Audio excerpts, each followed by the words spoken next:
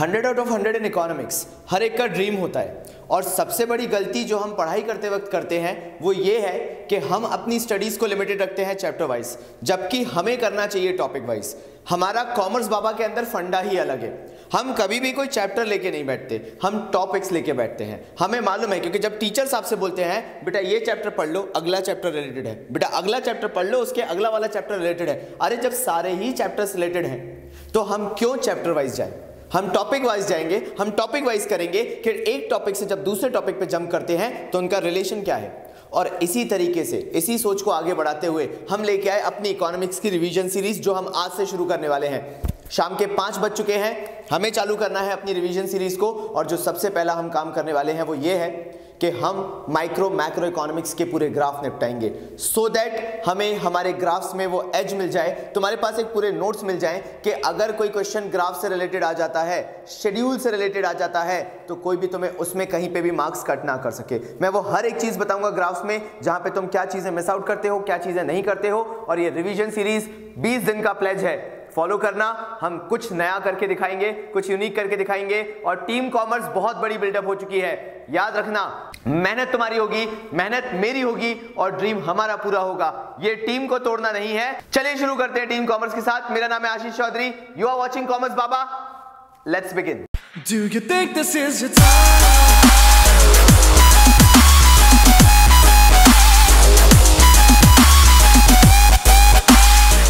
सबसे पहली चीज, चैप्टर 1 में वो कौन सा शेड्यूल है जो याद रखना है। तुम लोग मेरे साथ बैठ के नोट्स बनाओगे, तुम लोग मेरे साथ मेहनत करोगे, ताकि तुम्हारा भी इंटरेस्ट बना रहे, मेरा भी इंटरेस्ट बना रहे। तो सबसे पहला जो चैप्टर 1 माइक्रो इकोनॉमिक्स का है, उसके अंदर आता है production possibility frontier, production possibility curve. इसके अंदर बताया क्या गया, आराम से सुनना। ये बात है वर्ल्ड वॉर 2 के टाइम की। जब वर्ल्ड वॉर 2 चल रहा था तो हो क्या रहा था, वर्ल्ड वॉर 2 के एंड होते होते जब हमारे भारत को स्वतंत्रता मिली थी, उस टाइम पे काफी सारे इकोनॉमिस्ट, जिसमें से जॉन मेनार्ड कीन्स भी एक थे, ये प्रेसिडेंट ऑफ यूएसए के साथ बैठे। उन्होंने डिसाइड किया कि यार अब क्या होगा उन पर्टिकुलर इंडस्ट्रीज का जो कि वॉर गुड्स बनाती हैं। मतलब यहां पे जो गन्स है वो क्या डिनोट कर रहा है, मतलब प्रेसिडेंट इकोनॉमिस्ट के साथ बैठे और उनसे बड़े डीप थॉट के साथ साथ ये डिस्कशन किया कि क्या होगा उन इंडस्ट्रीज के साथ जो अभी तक सिर्फ वॉर गुड्स बनाती थी। क्योंकि उससे पहले वर्ल्ड वॉर 1 हो चुका था, फिर वर्ल्ड वॉर 2 जस्ट अभी अभी ओवर हुआ था। काफी ज्यादा टेंशन था ऑल अराउंड द ग्लोब। सबके सब सिर्फ वॉर गुड्स बनाने में इंटरेस्ट रखते थे, क्योंकि उस वक्त वो सबसे ज्यादा बिकता था।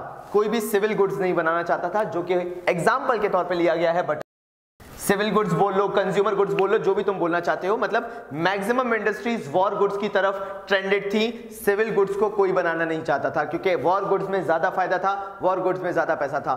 अब तुम लोग को समझ में आ रहा होगा कि गन्स और बटर का एग्जाम्पल क्यों दिया गया है। आगे की कहानी सुनना। प्रेसिडेंट जब बैठे तो उन्होंने बोला कि अब सारे के सारे वॉर गुड्स जो हैं वो तो किसी काम के नहीं है, या उस लेवल तक काम के नहीं है, क्योंकि ट्रीटीज साइन हो चुकी थी वर्ल्ड वॉर 2 के बाद कि ऐसा कोई भी वर्ल्ड वॉर अब आगे नहीं होगा, वरना हमारी जो इंसानी सभ्यता है वही खत्म हो जाएगी। क्या करें अब? तो जब एक एग्रीमेंट साइन हुआ कि वॉर गुड्स को उतना ज्यादा हम ट्रीटमेंट नहीं देंगे जितना अभी तक देते आए हैं, उतना प्रॉफिट अब उससे नहीं निकलेगा, तो ये जो वॉर गुड्स की इंडस्ट्री थी इसमें एक डिक्लाइन देखने को मिला। और इन इंडस्ट्रीज को फोर्सफुली शिफ्ट किया गया कि अब आप वॉर गुड्स बनाना छोड़िए और सिविल गुड्स पे जाइए। हुआ क्या, सालों से इंडस्ट्रीज जो थी वो वॉर गुड्स बनाती आ रही थी, वो वॉर गुड्स में इंटरेस्टेड थी। वॉर गुड्स में उनकी एफिशिएंसी काफी ज्यादा थी, इसलिए बोला गया कि एक पॉसिबिलिटी ये थी कि पूरी इंडस्ट्रीज वॉर गुड्स बना रही थी और वो सिविल गुड्स में बिल्कुल भी इंटरेस्टेड नहीं थी। लेकिन धीरे धीरे क्या हुआ, ये इंडस्ट्रीज में शिफ्ट दिखा।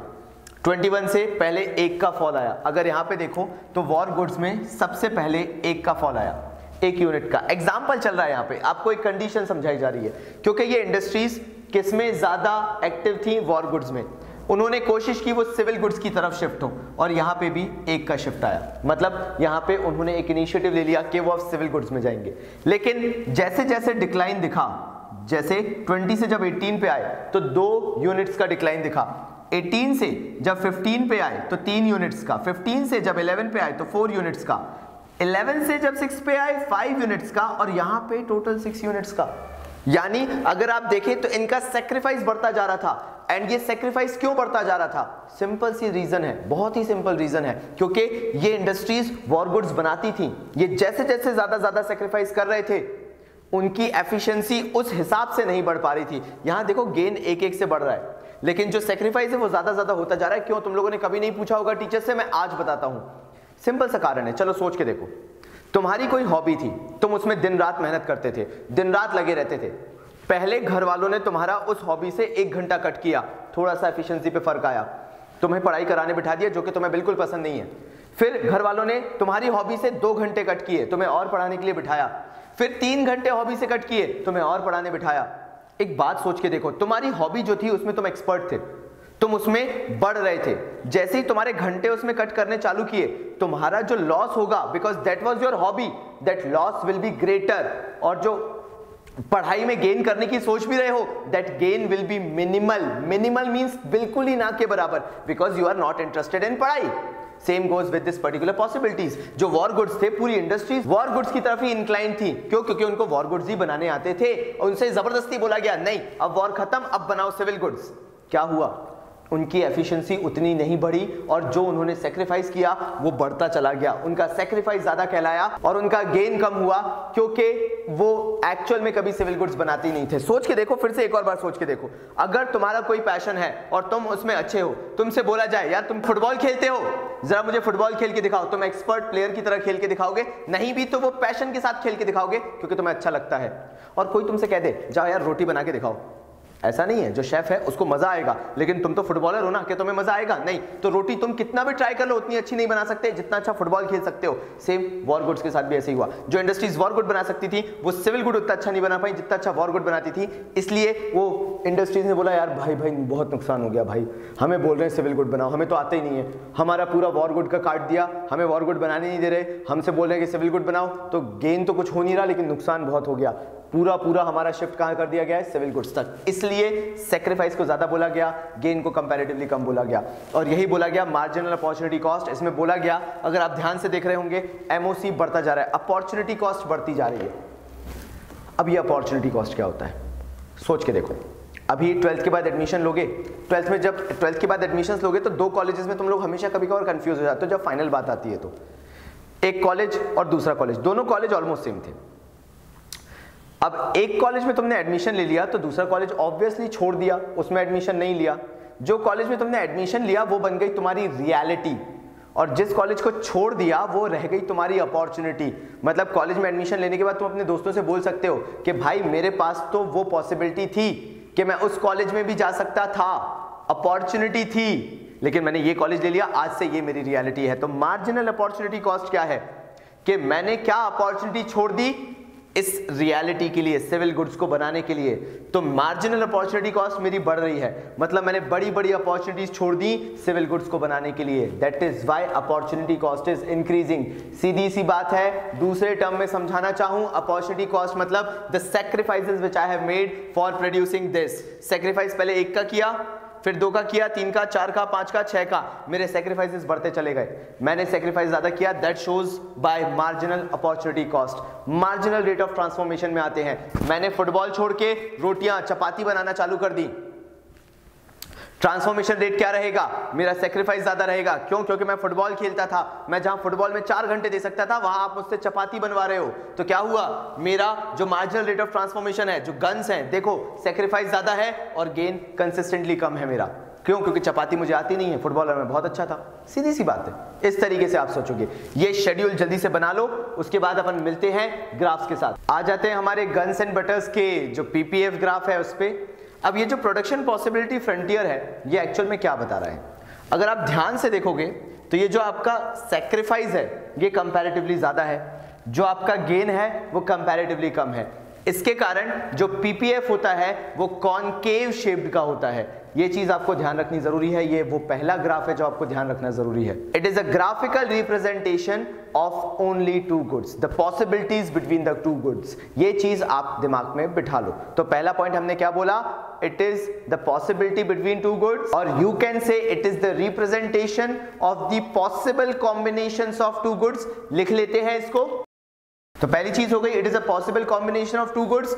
ये एक और चीज हमें पता चल चुकी है कि ये ग्राफिकल रिप्रेजेंटेशन है, और इसके अंदर एक जो सबसे इंपॉर्टेंट बात है वो ये है कि इसमें लगी हुई रिसोर्स और टेक्नोलॉजी, मतलब जो चीजें गन्स के प्रोडक्शन में काम आ रही थी, वही रिसोर्सेज को, वही फिक्स्ड एसेट्स को, वही मशीनरीज को, उन्हीं प्लांट्स को हम बटर के यूज के लिए लेके आएंगे। That means the given resources and technologies are fixed. ये दो पॉइंट आपको बिठाने जरूरी हैं जब भी आप प्रोडक्शन पॉसिबिलिटी कर्व पढ़ते हो। चलिए इसके दो बेसिक पॉइंट्स और डिस्कस कर लेते हैं, और उसके बाद अलग अलग चीजें देखेंगे कि प्रोडक्शन पॉसिबिलिटी के अंदर और क्या क्या आता है। लेकिन जिनको ग्राफ समझ में नहीं आया है, मैं उनको फिर से बता रहा हूं कॉनकेव शेप होने का कारण क्या है। बिकॉज यहां पे अगर आप देखेंगे तो सैक्रिफाइस ज्यादा है और गेन कम है, जिसके कारण जो प्रोडक्शन पॉसिबिलिटी फ्रंटियर है उसका शेप जो है वो कॉनकेव हो जाता है। दिमाग में ये चीज बिठा लो, इसको आगे एक्सप्लेन करने की जरूरत नहीं है, इतने आपके नोट्स बन जाने चाहिए। चलिए इसमें आगे वो जो दो इंपॉर्टेंट पॉइंट्स हैं उनको एक बार पढ़ लेते हैं। चलिए इसको करना चालू करते हैं। ये पीपीसी के दो इंपॉर्टेंट पॉइंट याद रखने जरूरी हैं, जिनके मैं चाहूंगा कि आप नोट्स भी बनाओ। सबसे पहला पॉइंट है पीपीएफ स्लोप्स डाउनवर्ड, मतलब प्रोडक्शन पॉसिबिलिटी फ्रंटियर जो है वो डाउनवर्ड स्लोप करता है। तुम लोग के मार्क्स कहां कटते हैं? रिवीजन सेशन है ना, बाबा जी को बताना पड़ेगा कि मार्क्स कहां कटते हैं। इतना एक्सप्लेनेशन दो, फुल मार्क्स मिलेंगे। बिना बात की राम कथा नहीं लिखनी है, जितना मैंने यहां पे लिखा है उतना लिख दो, फुल मार्क्स। कैसे? उन्होंने बोला कि इसका रीजन दो, वाई पीपीसी स्लोप्स डाउनवर्ड या why PPF slopes downward. Production possibility curve बोलो, प्रोडक्शन पॉसिबिलिटी फ्रंटियर बोलो, तुम्हारे भरोसे। क्या बोला गया इसके अंदर? इसमें बोला गया कि मोर and more of one good can be produced. एक गुड को अगर आपको ज्यादा से ज्यादा प्रोड्यूस करना है तो वो कैसे हो सकता है? Only by taking resources away from another goods production. जो दूसरे में प्रोडक्शन में लग रहे थे उनका पूरा का पूरा रिसोर्स हटाओ और दूसरे गुड पे लेके जाओ, तभी ये पॉसिबल है कि आप नए गुड को प्रोड्यूस करोगे। फिर से बोल रहा हूं, अगर आपको दूसरा गुड प्रोड्यूस करना है, that can only be produced, उसको प्रोड्यूस तब तक नहीं कर सकते जब तक जो दूसरे के गुड्स के प्रोडक्शन में रिसोर्सेज लगे थे उसको इस वाले गुड के प्रोडक्शन में नहीं लगा देते। कहने का मतलब जो गन्स में आपने एग्जांपल में देखा, वो गन के प्रोडक्शन में जो भी रिसोर्सेज लगे हुए थे वो सारे के सारे किस में आ जाएंगे? अब बटर के प्रोडक्शन में। तभी तो बोला गया कि जो टेक्नोलॉजी है, जो रिसोर्सेज है वो लिमिटेड है, या तो वो गन्स के लिए यूज हो सकते हैं या तो वो बटर के लिए यूज हो सकते हैं। अगर गन्स के रिसोर्सेज अवेलेबल हैं, उठाओ बटर के प्रोडक्शन में लेके जाओ, तभी ये पॉसिबिलिटी है, अदरवाइज प्रोडक्शन नहीं हो सकता। और उसी का रीजन है कि पीपीएफ स्लोप्स डाउनवर्ड। दूसरी चीज, पीपीएफ कॉनकेव क्यों होता है? इसका रीजन ऑलमोस्ट सिमिलर है बट थोड़ा सा अलग तरीके से बोला गया। क्या बोला गया? कि पीपीएफ जो होता है, प्रोडक्शन पॉसिबिलिटी फ्रंटियर जो होता है, वो कॉनकेव क्यों होता है? सिंपल सा रीजन है, और वो ये है कि अगर आपको दूसरे गुड को प्रोड्यूस करना है तो आपको सैक्रिफाइस ज्यादा से ज्यादा करना पड़ेगा। और ज्यादा से ज्यादा सैक्रिफाइस क्यों होता है वो मैं आपको समझा चुका। Because what ever you were producing earlier, जो पहले प्रोड्यूस कर रहे थे वो आपका एज था, आप उसको जानते थे, आप उसको समझते थे। आपको अचानक से बोला गया नया गुड प्रोड्यूस करो तो आपकी एक्सपर्टीज चली जाएगी, आपका जो आइडिया, आपके पास जो आइडिया था, आपके पास जो नॉलेज थी, आपके पास जो एक्सपीरियंस था, वो चला जाएगा। नए गुड को प्रोड्यूस करने में वो चीज उतनी काम नहीं आएगी। तो यहाँ पे क्या बोला गया? More and more sacrifice is made to produce an additional और to gain an additional unit of another commodity. यानी क्या किया हमने? ज्यादा से ज्यादा सैक्रिफाइस किया ताकि हम एक एडिशनल यूनिट दूसरी कमोडिटी की प्रोड्यूस कर सके। तो पहले वाले पॉइंट में आपको रिसोर्सेज को लेके आना है, यानी जब पीपीएफ स्लोप्स डाउनवर्ड बोला गया तो आप क्या बोलोगे कि रिसोर्सेज एक जगह से निकालो दूसरी जगह पे लगाओ, इसलिए पीपीएफ स्लोप डाउनवर्ड बन जाता है। इसके अंदर कॉनकेव में आप क्या बताओगे? ये कॉनकेव शेप ये बताता है कि सैक्रिफाइस ज्यादा किया गया है और गेन कम किया गया है, या सैक्रिफाइस ज्यादा से ज्यादा से ज्यादा किया गया to gain an additional unit of another commodity. ये चीज लिख लो। हम मिलते हैं जस्ट इसके बाद पीपीएफ की और वैरायटी लेके। पॉज करो, नोट करो, तब तक मैं आता हूं। बिरयानी खाएं यार, चलो लाओ भाई। तो चलिए बात करते हैं अब पीपीएफ से रिलेटेड नेक्स्ट टॉपिक पे, जिसमें ग्राफ पूछे जा सकते हैं। पहला आपसे जो पर्टिकुलर क्वेश्चन होगा वो होगा कि आखिर उन कॉम्बिनेशंस के बारे में बताइए जो कि अटेनेबल हैं या अनअटेनेबल हैं। मेरे ये दोनों ग्राफ ऑलमोस्ट सेम दिखते हैं, लेकिन एक में मैं आपको समझाने वाला हूं कि वो कौन से कॉम्बिनेशन हैं जो अटेनेबल हैं और दूसरे में वो कौन सा कॉम्बिनेशन है जो अनअटेनेबल है। देखो यार, जब हम पीपीसी बनाते हैं या पीपीएफ बनाते हैं तो सबसे अच्छी बात जो है वो ये है कि आप ग्राफ पे ऑपरेट करो। अब उससे कोई फर्क नहीं पड़ता कि ग्राफ पे आप कौन सा कॉम्बिनेशन लेके चल रहे हो। आप चाहो तो बटर ज्यादा प्रोड्यूस करो, आप चाहो तो गन्स ज्यादा प्रोड्यूस करो, that means you have all the combinations. तो ये पीपीएफ जो है, ये पीपीएफ डिनोट क्या करता है? पहली चीज, दिस पीपीएफ डिनोट मतलब फुल यूटिलाइजेशन ऑफ रिसोर्सेज। मतलब फिर से ही वही बोलूंगा यार कि फुल यूटिलाइजेशन का मतलब क्या है? पीपीएफ जो है वो ये बताता है कि हमने यहाँ पे जो भी कॉम्बिनेशंस लिए हैं, चाहे डी लिया हो जिसमें बटर ज्यादा है, सी लिया हो जिसमें कंपैरेटिवली बटर कम हो रहा है और गन्स का प्रोडक्शन ज्यादा है, या ए और बी में से कोई भी लिया हो, ये सारे कॉम्बिनेशंस जो है ये एक चीज को डिनोट करते हैं। यानी जो पीपीएफ है वो एक चीज को डिनोट करता है और वो चीज है कि we are using our resources to the fullest level. पूरा यूज ढंग से किया जा रहा है और ये कॉम्बिनेशन अटेनेबल है। आप अगर अपने रिसोर्सेज को फुल्ली यूटिलाइज कर रहे हो तो आपको रिटर्न्स भी मैक्सिमम मिलेंगे, एंड दैट इज समथिंग जो कि अचीव करने की कोशिश की जाती है। और इसलिए बार बार बोलूंगा, फोकस करूंगा, जो पीपीएफ है वो शो करता है फुल यूटिलाइजेशन ऑफ रिसोर्सेज को। और ये अटेनेबल क्यों है? क्योंकि रियल लाइफ में अगर आप चाहोगे तो आप रिसोर्सेज को मैक्सिमम वे में यूज करके फुल यूटिलाइजेशन तक लेके आ सकते हो। तो ये जो पॉइंट्स हैं ये क्या कहलाए? Attainable combinations, because this is something that can be attend, it is something that can be achieved. फिर आता है एक और पॉइंट, ये सुनसान सा ग्राहक दिख रहा है प्राणी बेचारा, ये भी अटेनेबल है। आप इसको भी अटेन कर सकते हो, पता है, कोई बहुत बड़ी बात नहीं है, दैट कैन बी अटेन्ड। लेकिन ये क्या कहलाएगा? Insufficient utilization of resources. आप अगर यहां पे ऑपरेट करते हो अंडर द पीपीसी कर्व तो ऐसा नहीं है कि ये अटेनेबल नहीं है, ये पॉइंट भी अटेनेबल कहलाएगा। तो आपसे देखो क्वेश्चन कैसे घुमा के पूछेंगे, वो बोलेंगे any point inside the PPC या पीपीएफ इज इट अटेनेबल और नॉट? अरे डेफिनेटली इट इज अटेनेबल। कोई हमसे कहे भाई 8 घंटे पढ़ाई करो, तो 8 घंटे पीपीएफ है। 8 घंटे पीपीएफ क्यों है? क्योंकि because that is the maximum, the fullest utilization of our resources. हमारी कैपेसिटी है वो 8 घंटे पढ़ाई करके हम फुल यूटिलाइजेशन कर रहे हैं। लेकिन अगर कोई हमसे कहे 2 घंटे पढ़ सकते हो, अरे हाँ भाई 2 घंटे भी पढ़ सकते हैं ना, तो अंडर यूटिलाइजेशन भले ही हो रहा है, लेकिन हो क्या रहा है? इनसफिशिएंट यूटिलाइजेशन हो रहा है, बिल्कुल हो रहा है, और आप उसको अटेन कर सकते हो। That is a possibility, that something you can attain, you can achieve. इसलिए इस पॉइंट को भी अटेनेबल कॉम्बिनेशन के अंदर बोला गया, लेकिन इसके अंदर क्या बोला गया? Insufficient use of resources. तो ये पॉइंट क्या हुआ? Insufficient use of resources. ये पॉइंट्स कौन से हुए? Full utilization of resources in both the ways you can attain the combinations, these combinations can be attained. अब आते हैं अनअटेनेबल कॉम्बिनेशंस पे। मैंने ये क्यों रखा? क्योंकि जब मैं खड़ा हूं ना मैं इस ग्राफ के सामने आराम से, हाँ गुड, जब मैं इस ग्राफ के सामने खड़ा हूं तो जल्दी से बताओ इसमें अटेनेबल कॉम्बिनेशंस कौन कौन से हैं? बिल्कुल सही, हाँ बिल्कुल सही बोल रहे हो। अच्छा हाँ जी हाँ, एक ई हो गया जो अटेनेबल है, जो ABCD हो गए वो भी अटेनेबल हैं, सब अटेनेबल हैं ये। लेकिन एक देखो दूर बिल्कुल एक F बना हुआ है, क्या वो अटेनेबल है? नहीं है। उसका कारण है because our resources are limited. मैंने आपको बता दिए कि अटेनेबल कौन से हैं। उस अटेनेबल का होने का सिर्फ एक रीजन है, because our resources are limited. अगर हम रिसोर्सेज को बढ़ा दें, हमारे पास 24 घंटे से ज्यादा हुआ करें अगर एक दिन में, तो हम दुनिया जीत के दिखा सकते हैं, लेकिन होते तो 24 घंटे ही है ना। तो ये अगर मैं बात करता हूं 25th आवर की, यानी 25वें घंटे की, जो कि मेरे पास कभी हो ही नहीं सकता, तो वो क्या बन जाता है? Unattainable combination. पीपीएफ में भी सेम वही चीज है। ये जो पीपीएफ दिया हुआ है पूरा, इसके अंदर कुछ भी हो जाए, इसके बॉर्डर्स पे मतलब पीपीएफ पे कुछ भी हो जाए, ये सारी चीजें अटेनेबल हैं। लेकिन अगर इसके बाहर कुछ भी है तो वो अनअटेनेबल सिर्फ इसलिए हो जाता है because resources and technologies are limited. इसलिए जो F पॉइंट है उसको आप नाम देते हैं unattainable combination, because of the limitation of our resources and the technology.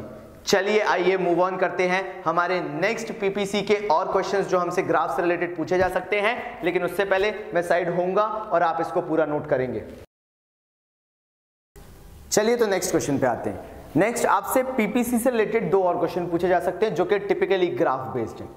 पहला ग्राफ ये पूछ रहा है, क्या प्रोडक्शन पॉसिबिलिटी फ्रंटियर जो होता है वो एक स्ट्रेट लाइन हो सकता है?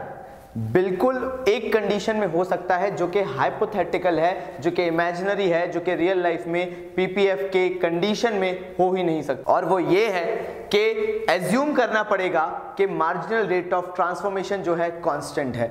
मतलब क्या हुआ?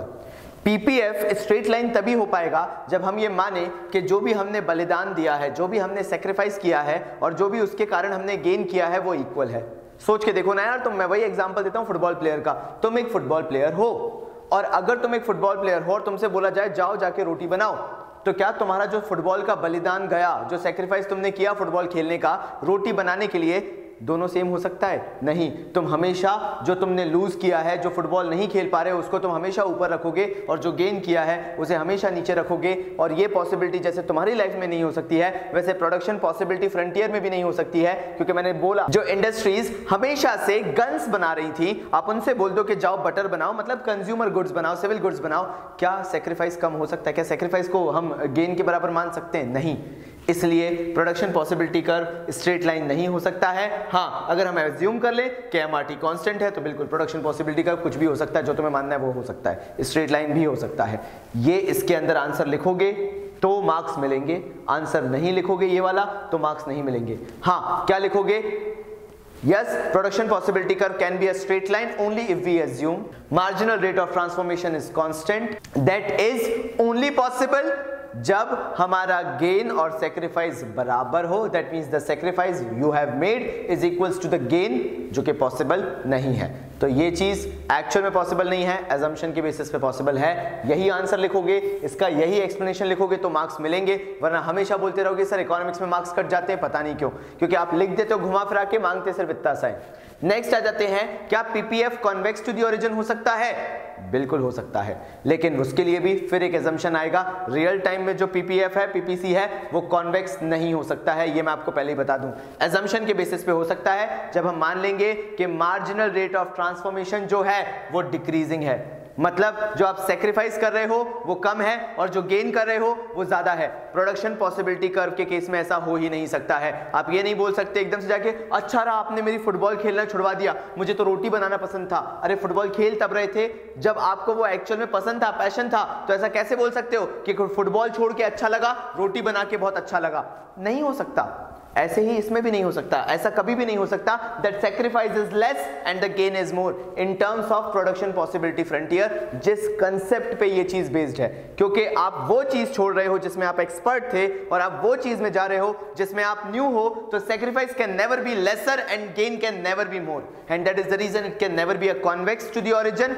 हाँ, अगर एक एजम्पशन ले लें कि हमारा एमआरटी डिक्रीजिंग है तो उस केस में आप उसे मान सकते हो। इसको बना लो, यही आपके नोट्स हैं, यही आपको लिखना है, यही ग्राफ बनाना है, तभी आपको ग्राफ के फुल मार्क्स मिलेंगे। आप जब तक लिख रहे हो तब तक मैं आ रहा हूं नेक्स्ट टॉपिक को लेके। चलिए नेक्स्ट टॉपिक एक और चालू करते हैं जो जनरली आपसे पूछा जाता है कि रिलेट करिए प्रोडक्शन पॉसिबिलिटी फ्रंटियर और अपॉर्चुनिटी कॉस्ट को। आपको जब रिलेट करना होगा तो आप ये बताओगे कि आपने कितना सेक्रीफाइस किया, कितने एडिशनल यूनिट्स गेन करने के लिए। जैसा मैं यहां पे इस पर्टिकुलर ग्राफ के थ्रू जो पीपीएफ बना रखा है उसके थ्रू एक्सप्लेन कर रहा हूं कि मेरा जो सेक्रीफाइस है वो 5 गन्स का है और मैं उससे 1 बटर जो है वो गेन कर पा रहा हूं। सो मैंने आपको बताया what you actually get is the reality. आपके पास 2 मोबाइल फोन खरीदने के ऑप्शंस थे, सैमसंग गैलेक्सी S8 प्लस और एप्पल आईफोन 8। आपने सैमसंग गैलेक्सी S8 प्लस खरीद लिया, तो जो खरीद लिया वो बन गया रियलिटी और जो छोड़ दिया वो बन गया अपॉर्चुनिटी, क्योंकि वो ले सकते थे लेकिन लिया नहीं, वो अपॉर्चुनिटी रह गई। यहां पे भी यही हुआ, आपने सेक्रीफाइस क्या किया, 5 गन्स को सेक्रीफाइस किया, तो जो गया वो रह गई अपॉर्चुनिटी और जो ले लिया 1 बटर जिसको गेन कर लिया वो बन गई रियलिटी। सो यहां पे हुआ क्या, by sacrificing 5 guns we have gained 1 butter of unit. आप बनाइए इसको और उसके बाद मैं आता हूं वापस, सो दैट हम इसके आगे के टॉपिक्स भी कर लें और खत्म करें इस चैप्टर के पूरे ग्राफ्स को। हमारे नेक्स्ट टॉपिक पे हम आते हैं और वो है shift in production possibility frontier. देखो यार, प्रोडक्शन पॉसिबिलिटी फ्रंटियर जो होता है, जो मैंने यहाँ पे ये वाली लाइन से बना रखा है और यहाँ पे इस वाली लाइन से ड्रॉ करके रखा है, प्रोडक्शन पॉसिबिलिटी फ्रंटियर हमेशा ये शो करता है कि हमने अपने रिसोर्सेज को फुल्ली यूटिलाइज किया है। मैक्सिमम यूटिलाइजेशन गलत होता है बोलना, क्या बोलेंगे? फुल यूटिलाइजेशन ऑफ रिसोर्सेज, जो प्रोडक्शन पॉसिबिलिटी फ्रंटियर दिखाता है। दो केसेस शिफ्ट में क्या हो सकते हैं, एक अपवर्ड शिफ्ट होगा यानी एक राइटवर्ड, ये राइट साइड होता है ना, राइट तो राइटवर्ड शिफ्ट कहलाएगा, ये होता है लेफ्टवर्ड शिफ्ट। दो तरीके से शिफ्ट हो सकता है। जब राइटवर्ड शिफ्ट होगा तो उसका सिर्फ एक कारण हो सकता है कि आपने रिसोर्सेज और टेक्नोलॉजी को इंक्रीज कर दिया हो। लिख लेते हैं पॉइंट। तो फाइनली हमने क्या सीखा कि यहां पे आपको दो पॉइंट्स लिखना जरूरी है। अगर आपसे पूछा जाता है कि पीपीसी राइटवर्ड शिफ्ट क्यों हो रहा है, तो राइटवर्ड शिफ्ट का रीजन हो सकता है, यहां राइटवर्ड लिख लेना, आप नोट कर लेना कि ये शिफ्ट कौन सा है, राइटवर्ड। तो राइटवर्ड शिफ्ट जो होगा वो आपकी रिसोर्सेज या टेक्नोलॉजी के इंक्रीज के कारण ही हो पाएगा। आप ये नहीं बोल सकते कि efficient use of resources, because जो पीपीसी है वो ऑलरेडी डिनोट करता है full and efficient utilization of resources को। फिर अगर ये पीपीसी कर्व लेफ्टवर्ड शिफ्ट होता है तो उसके कारण क्या हो सकते हैं, या तो आपकी टेक्नोलॉजी जो है वो डिग्रेड हो चुकी है, खराब हो चुकी है, पुरानी हो चुकी है, या फिर आपके जो रिसोर्सेज और टेक्नोलॉजी हैं उनमें कमी आई है। इन दो कारणों से आपका जो प्रोडक्शन पॉसिबिलिटी कर्व है वो लेफ्टवर्ड शिफ्ट हो सकता है। ये इसके कारण यही लिखोगे तो मार्क्स मिलेंगे, नहीं लिखोगे तो मार्क्स नहीं मिलेंगे, इसलिए इसको ढंग से नोट डाउन कर लेना। चलिए लास्ट टॉपिक इसका उठाते हैं, ग्राफ्स का, जो आपसे चैप्टर 1 में पूछा जा सकता है, और इस चैप्टर को बहुत खत्म करते हैं, बोरिंग लग रहा है मुझे तो। चलो भाइयों प्लीज, ये आखिरी टॉपिक बचा हुआ है, बस इसमें माफ कर देना, हो गया, खत्म होने वाला है ये particular topic production possibility frontier का। तो फाइनल टॉपिक में बोला क्या गया, उन्होंने बोला प्रोडक्शन पॉसिबिलिटी कर्व के साथ ऐसा भी हो सकता है कि वो सिर्फ और सिर्फ रोटेट हो रहा हो, या तो एक्स एक्सिस पे रोटेट हो रहा हो या तो वाई एक्सिस पे। तो यहाँ पे अगर एक्स एक्सिस पे रोटेट हो रहा है तो ये दो चीजें शो कर सकता है। अगर उसका लेफ्टवर्ड शिफ्ट है, लेफ्टवर्ड आपके हाथ से अगर आप देखेंगे तो लेफ्टवर्ड शिफ्ट है, तो इसका मतलब क्या हुआ कि वाई के जो रिसोर्सेज हैं वो बहुत अच्छे हैं, लेकिन जो एक्स के रिसोर्सेज हैं वो डिग्रेड हो रहे हैं या कम हो रहे हैं।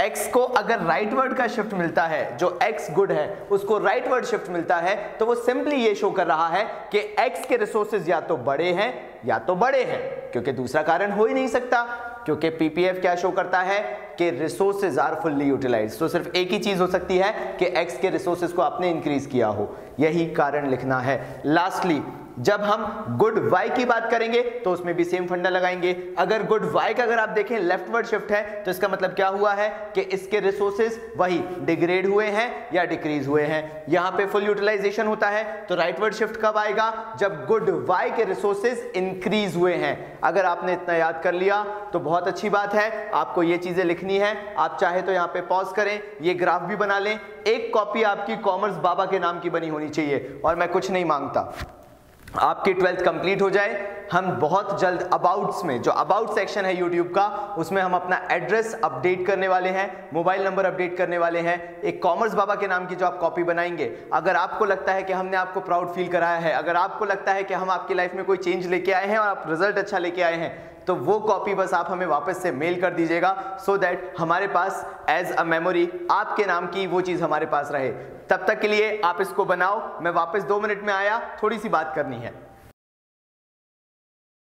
दोस्तों तुम लोगों ने क्या रिस्पांस दिया है ये 20 डेज प्लेज को, मैं मान गया, मैं सैल्यूट करता हूं तुम लोगों को कि तुम लोग वाकई में अगर चाहो तो चेंज लेके आ सकते हो, और तुम लोगों ने वो चेंज लेके आया है। इसीलिए हम खरा उतर रहे हैं अपनी बात पे, और आपके लिए रेगुलरली वीडियोस लेके आ रहे हैं। आज रात को 11 बजे आपके लिए अकाउंट्स का वीडियो आने वाला है, वेट करिएगा, इंतजार करिएगा मेरा, और देखिएगा हम कैसे ये 20 दिन में अपना पूरा सिलेबस कंप्लीट करेंगे।